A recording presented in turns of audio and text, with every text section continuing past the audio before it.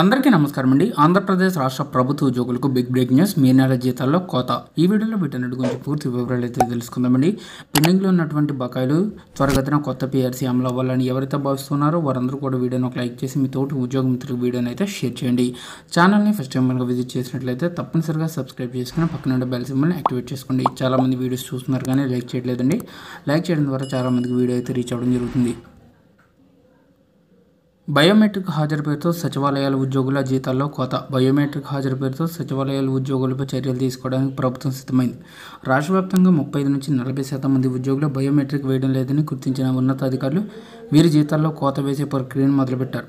వాస్తవంగా వీరిని ఎన్నికల ప్రక్రియలో భాగస్వాములు చేయడంతో ఎక్కువగా క్షేత్రస్థాయిలో విధులు నిర్వహించారు. ప్రభుత్వం ఇదేది గుర్తించకుండా బయోమెట్రిక్ వేయలేదన్న కారణంతో చర్యలు తీసుకోవాలనే నిర్ణయంపై ఉద్యోగులు తీవ్ర ఆందోళన వ్యక్తం చేస్తున్నారు. గ్రామ వార్డు సచివాలయాల్లో పనిచేస్తున్న 1,23,000 మంది ఉద్యోగులు రోజులో 3 సార్లు బయోమెట్రిక్ వేయాల్సి ఉంటుంది. ఉదయం 10 లోపు, మధ్యాహ్నం 2:30 లోపు, సాయంత్రం 5 లోపు హాజరు వేయాలి.